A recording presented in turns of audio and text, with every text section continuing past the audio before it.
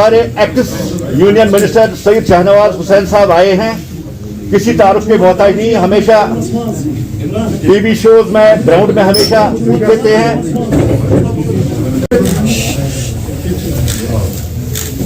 श्रीनगर आया हूं। लोकसभा के चुनाव के वक्त में मैं श्रीनगर आया था और चुनाव के बाद परिस्थिति बदली। जब कश्मीर से कन्याकुमारी तक एक है, धारा 370 खत्म हुई, उसके बाद पहली बार घाटी में आने का मौका मिला है। आबो हवा बदली बदली सी नजर आती, बदले बदले से सरकार नजर आते। अब आबो हवा में डेवलपमेंट की खुशबू आ रही। यहाँ की आवाम की हमें फिक्र है। जम्मू कश्मीर की आवाम से भारतीय जनता पार्टी मोहब्बत करती है। हम चाहते हैं कि जिस तरह देश में डेवलपमेंट हो रहा है, जिस तरह आंध्र प्रदेश में, बिहार में, यूपी में, गुजरात में डेवलपमेंट हो रहा है, उसी तरह का विकास और डेवलपमेंट, तरक्की जम्मू कश्मीर के लोगों का भी हक है। जम्मू कश्मीर के अवाम का हक है, उनका ये राइट है और हमारे लिए फरीजा है कि हम डेवलपमेंट करें। जम्मू कश्मीर की आवाम को डेवलपमेंट से कोई रोक नहीं सकता। पहले जो हुकूमत रही है वो सिर्फ अपना और अपने परिवार का। पहले एनसी और पीडीपी के नेताओं से पूछा जाता था कि आपने क्या डेवलपमेंट किया, तो उन्होंने कहा देखिए हमारे रिश्तेदारों का कितना बड़ा बड़ा मकान है, हमारे बच्चे कितनी तरक्की कर रहे हैं, हम मुख्यमंत्री थे, हमारे बच्चे भी हो गए हैं। लेकिन किसी गरीब के कश्मीरी बच्चों की फिक्र उन्होंने नहीं की। वो ये मानते हैं कि अपने फैमिली का और अपने परिवार का, अपने रिश्तेदारों का भला करना कश्मीर का भला हो गया। हम परिवारवाद के खिलाफ लोग हैं। हमने बिहार में चुनाव लड़ा, एक भी नेता के बेटा बेटी को टिकट नहीं दिया।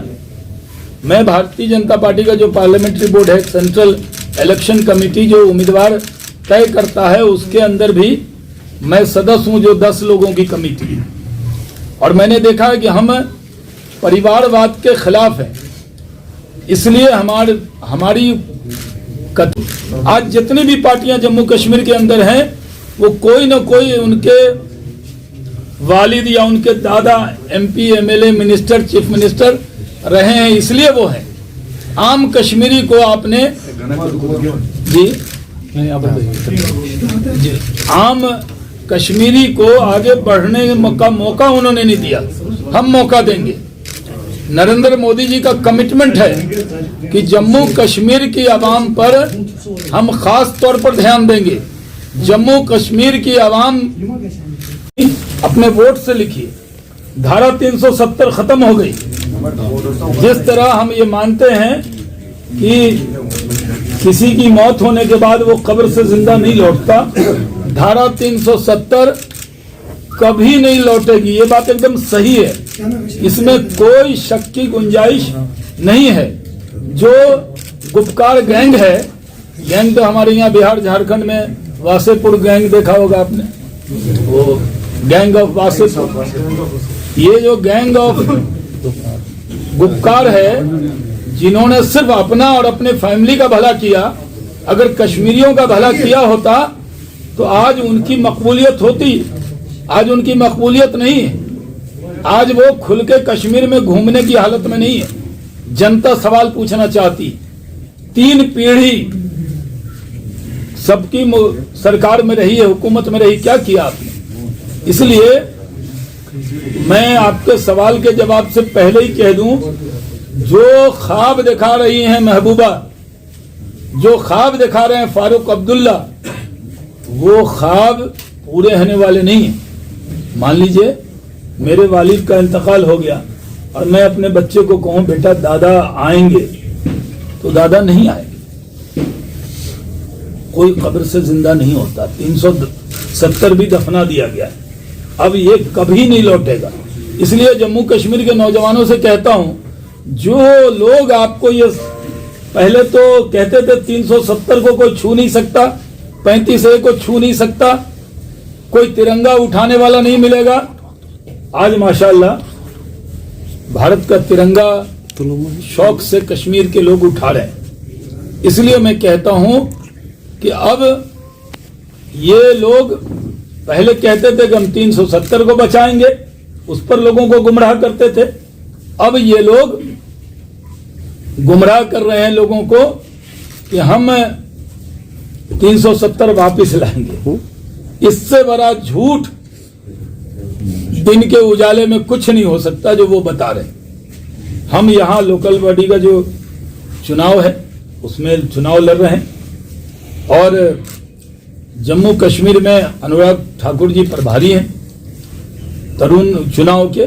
हम और अनुराग ठाकुर और संजय भाटिया जी इलेक्शन के लिए जुड़े हैं और लोग जम्मू आज आए हैं, जम्मू का काम देख रहे हैं। मेरे जिम्मे घाटी की जिम्मेदारी है एज ए इलेक्शन इंचार्ज इन घाटी, मतलब कश्मीर वैली का। तो मैं इलेक्शन तक आपको मिलने वाला हूं, उसके बाद भी मिलने वाला हूं, लेकिन इलेक्शन में कंटिन्यू रहूंगा। अभी मैं 4 दिन हूं, फिर आ जाऊंगा। मैंने कहा थोड़ा देख लूं, मिल लूं, फिर पूरा सामान वामान लेके आ जाऊंगा, टेम्परेचर देख लूं, आबो हवा देख लूं। और मैं कोविड में था, बिहार के चुनाव में ही मुझे कोविड पॉजिटिव हो गया था और 21 दिन हॉस्पिटल में रहने के बाद मुझे कितना कश्मीर से लगाव है। मैं पटना नहीं जा पाया ओथ में, लेकिन मैं श्रीनगर आ गया हूं, क्योंकि जितना मैं अपने बिहार से प्यार करता हूं उतना ही जम्मू कश्मीर के लोगों से प्यार करता हूं। और जब मैं मिनिस्टर भी था तो एयरपोर्ट भी शानदार बना हुआ है। हमारी दौर में हज फ्लाइट हमने ही दी थी, पहली बार जो डायरेक्ट फ्लाइट थी। पहले तो एक्स्ट्रा पैसा ले लेते थे। और टेक्सटाइल में भी था तो मैंने उस वक्त बहुत काम किए थे। आज हमारे नेता नरेंद्र मोदी जी के दिल में बसता है जम्मू कश्मीर, आज उनके दिमाग पे है जम्मू कश्मीर। वो उनकी जिद है जम्मू कश्मीर को संवारने की। नरेंद्र मोदी जी की जिद है जम्मू कश्मीर में डेवलपमेंट लाने की। नरेंद्र मोदी जी की जिद है आपको रोजगार दिलाने की। और जम्मू कश्मीर एक ऐसा इलाका है जो सिर्फ कश्मीर के जवान को, जम्मू के जवान को ही रोजगार नहीं दे सकता, बल्कि पूरे दुनिया का टूरिज्म का हब बन सकता है। लेकिन टूरिज्म की जगह लोगों ने थोपा टेररिज्म। अब टेररिज्म का दौर खत्म हो गया, टूरिज्म का दौर शुरू हुआ है। मेरी आपके जरिए उन सब जम्मू कश्मीर वासियों से अपील है कि आप डेवलपमेंट के लिए, आपने सबको आजमाया, अब डेवलपमेंट के लिए भारतीय जनता पार्टी को आजमाइए। हम पूरी तरह आपकी उम्मीदों पर इंशाअल्लाह खड़े उतरेंगे और सबका साथ, सबका विकास, सबका विश्वास, सबको साथ लेकर चलेंगे। हिंदुस्तान में जैसे आज सब जगह अमन अमान है, कहीं कर्फ्यू नहीं है, कहीं दंगा नहीं है, कहीं फसाद नहीं है। 1-2 घटना जो होती है कहीं दिख जाती होगी कभी कभी टीवी पे, वो कुछ समाज के अनासिर हर जगह होते हैं जो समाज को बदनाम करते हैं, मुल्क को बदनाम करते हैं। लेकिन हमारी जिम्मेदारी है इस मुल्क में किसी भी जात मजहब के मानने वाले हों, उनकी फिक्र करना नरेंद्र मोदी जी अपनी जिम्मेदारी मानते हैं। और अटल बिहारी वाजपेयी जी की तरह अब जम्मू कश्मीर के लोग भी नरेंद्र मोदी जी से बहुत प्यार करते हैं, बहुत मोहब्बत करते हैं। उसका नज़ारा हमने देखा है। अब जिसकी नज़र खराब होगी उसका नज़रिया भी वैसा होगा। मान लीजिए किसी को मोतियाबिंद है तो उसको जो दिखेगा वो पूछेंगे कि ये क्या दिख रहा है, ये शाहनवाज है, कहने नहीं नकवी साहब दिख रहा है। मान लीजिए थोड़ी आंख में दिक्कत है, किसी कुछ लोग ऐसे हैं जिनके आंख में दिक्कत है, तो पावर चेक कराएं।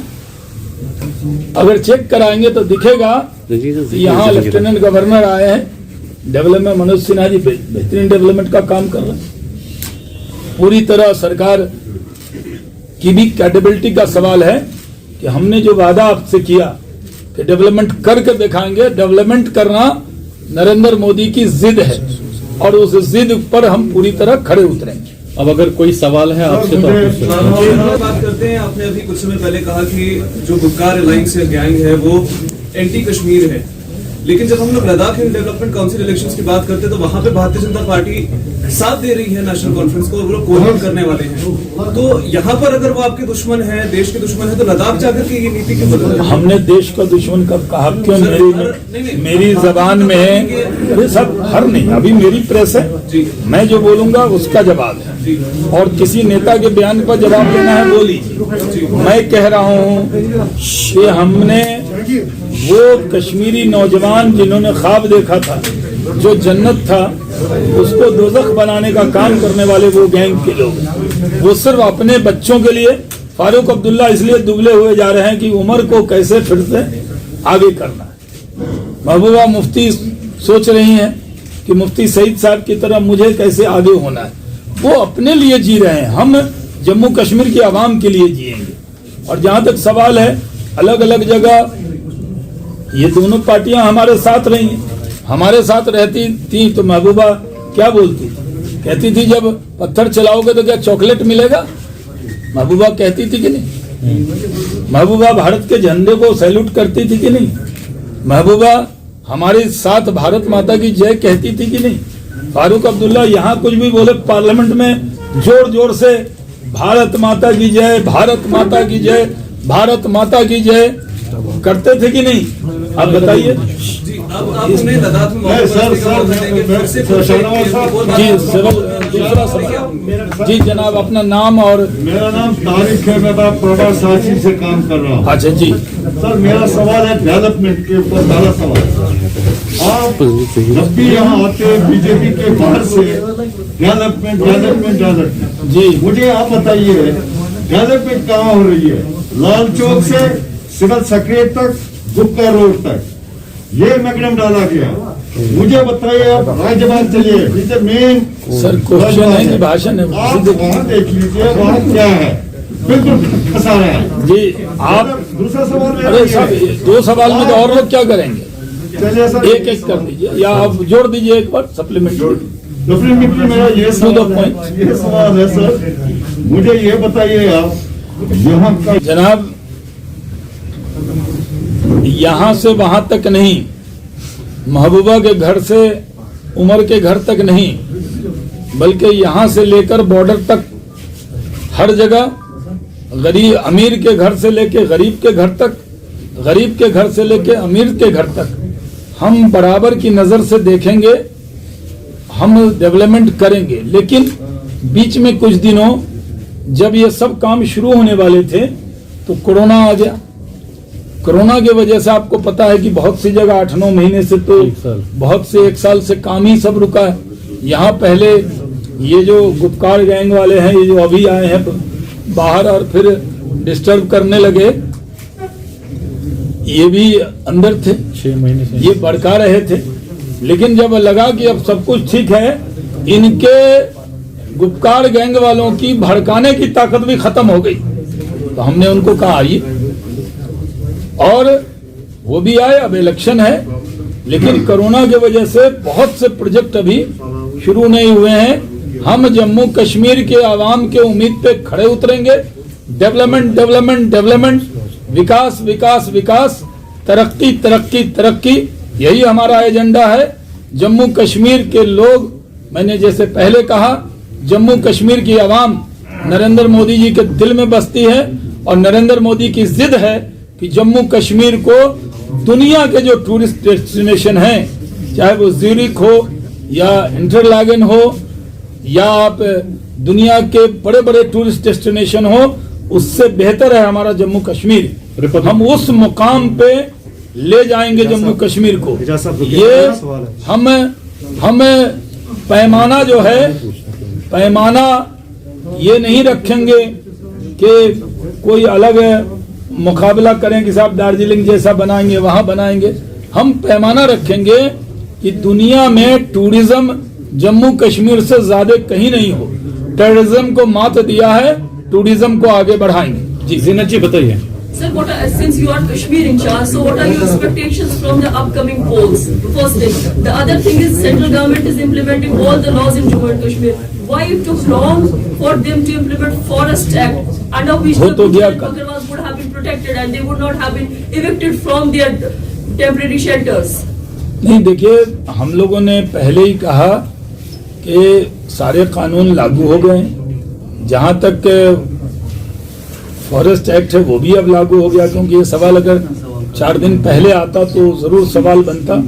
तो हम जम्मू कश्मीर के लोगों के, अवाम के बारे में जो हमारी राय है उस राय पर हम कायम हैं। किसी को डरने की जरूरत नहीं है। कुछ लोग प्रोपेगेंडा कर रहे हैं, आपकी जमीन छीन ली जाएगी, ये कर दिया जाएगा, ये सब प्रोपेगेंडा है।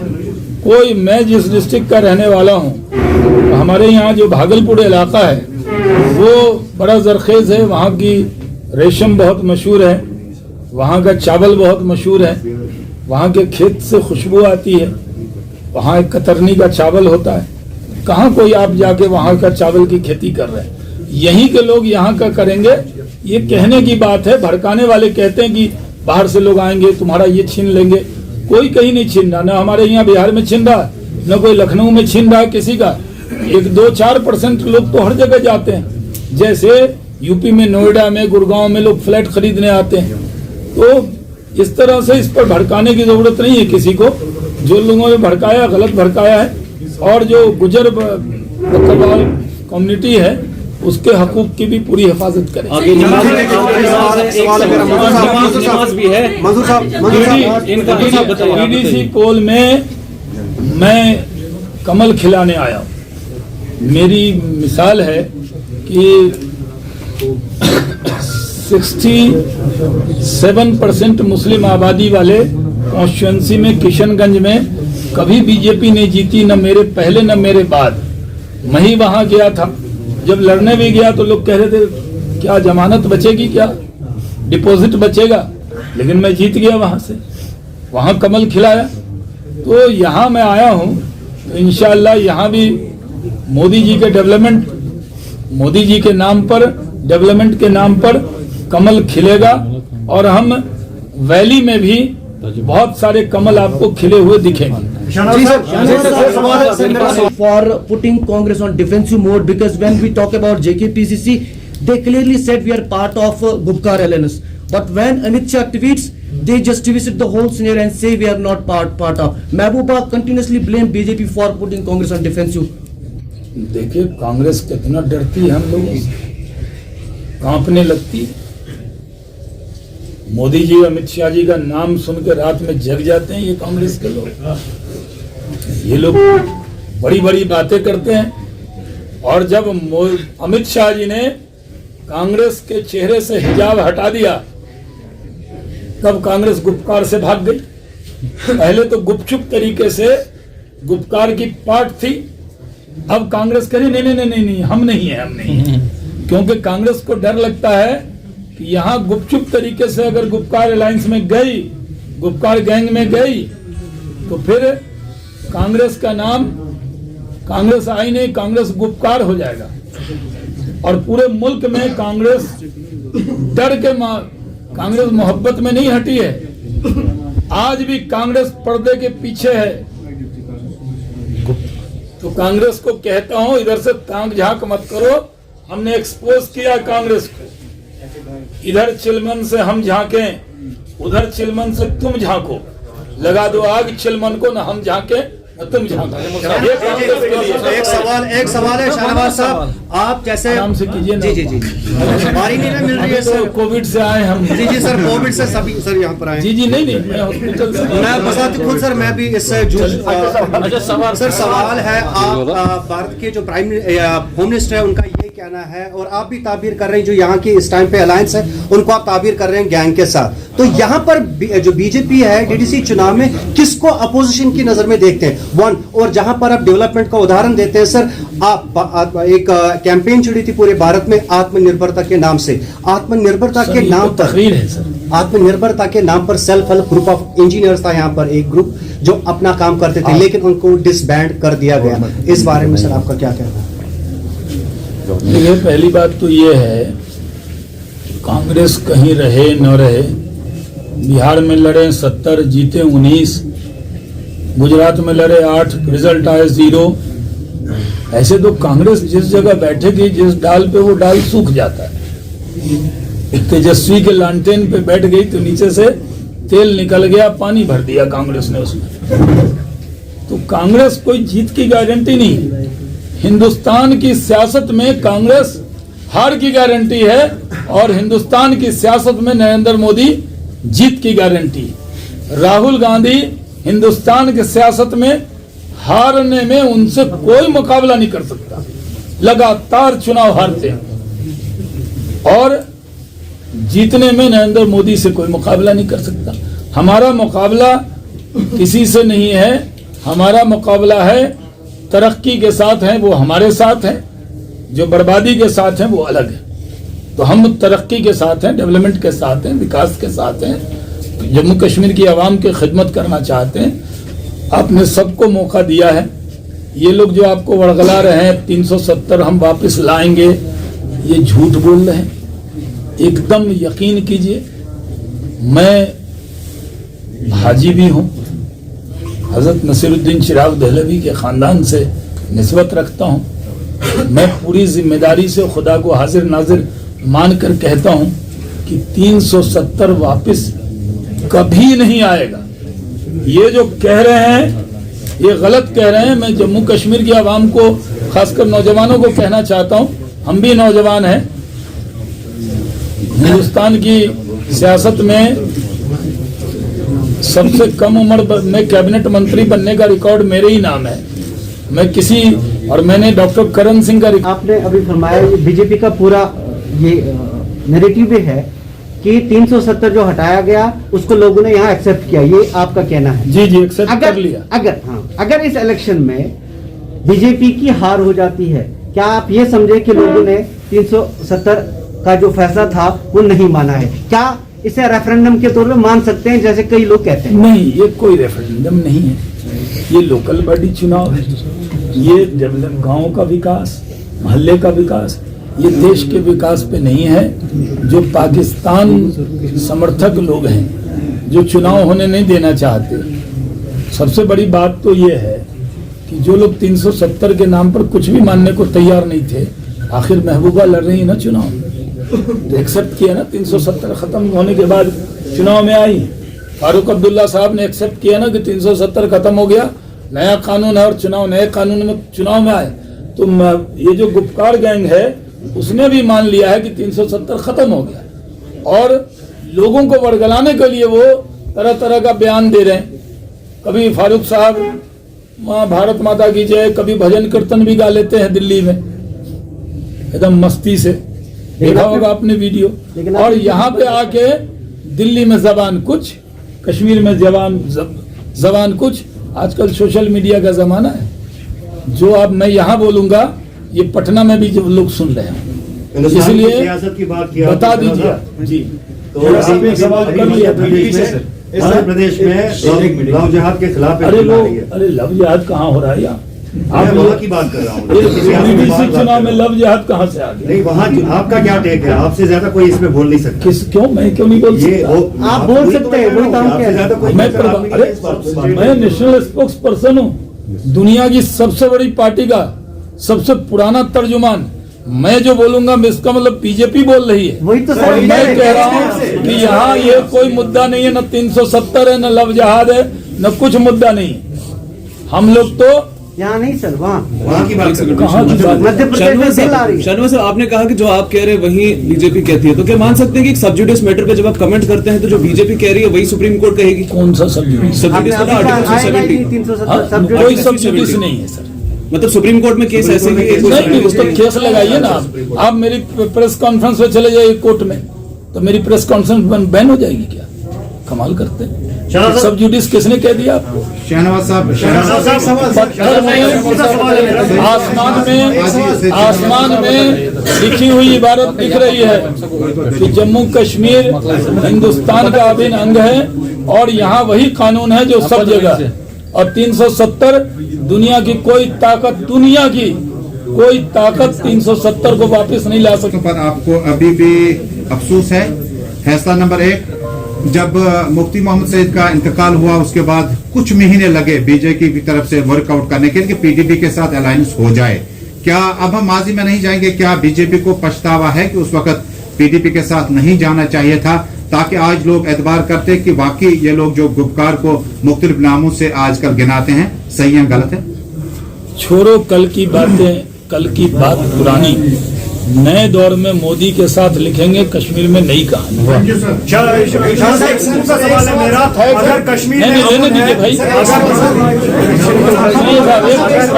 सवाल है तो 4G को अभी तक बहाल नहीं किया गया। अब आप कहोगे कि सिक्योरिटी प्रॉब्लम है, लेकिन 5 अगस्त का फैसला है तो उस वक्त सिक्योरिटी प्रॉब्लम क्यों नहीं? मेरा तो 2G चल रहा ट्विटर अभी मैंने 4G की मैं बात कर रहा हूँ पूरा। अरे जब चाइना की बात करते वो 5G की तरफ घूम रही है। अरे चाइना का नाम मत लीजिए। बड़ा उइगर मुसलमानों पर जुल्म कर रहा है चाइना, और कश्मीर में एक प्रोटेस्ट नहीं हो रहा है उसके खिलाफ। भारतीय जनता पार्टी ने आवाज बुलंद किया। जम्मू कश्मीर के अंदर भी लोगों को मानना चाहिए, क्योंकि चाइना जिस तरह की जुल्म ज्यादती कर रहा है उस पर दुनिया को ध्यान देना चाहिए। आपने चाइना का नाम लिया इसलिए। और 2G देखिए, 2G आया है तो सब जी आए कि आवाम को धोखा दिया है। उन्होंने जम्मू कश्मीर अपनी कुर्सी बचाने के लिए जम्मू कश्मीर के जवानों की लाश पर राजनीति की है। वो बहुत बड़े गुनाहगार हैं, उनको यहाँ कोई माफ करने वाला नहीं है। उनका गुनाह अजीम है, कोई गैंग वाले से भी बड़ा गुनाह है, क्योंकि वो अपने बच्चों के लिए जीते हैं, अपने रिश्तेदारों के लिए जीते हैं। वो सिर्फ अपने लिए जीते हैं, वो कुर्सी के लिए जीते हैं। उनके दिल में सिर्फ कुर्सी है। जम्मू कश्मीर के अवाम के साथ जो धोखा इस गैंग ने किया वो किसी ने नहीं किया। कि वो मैं पूरा डिटेल तो लेके नहीं आया हूँ कि कौन अंदर है कौन बाहर है, लेकिन किस जुर्म में है। और ये भी सही है कि मान लीजिए जैसे उन्होंने सवाल किया, आपने भी किया था कि वो पुराने आपके साथ थे, तो ये सही है कोई आदमी हमारे साथ हो, अब वो ड्रग का धंधा करने लगे, पकड़ा जाएगा तो हम थोड़ी साथ रखेंगे। जो एंटी नेशनल होगा, जो लोग हमारे साथ रहते हैं तो भारत माता की जय कहते हैं, और अलग रहते हैं तो अलग ध्यान देते हैं। इसलिए जो लोग भी शामिल हैं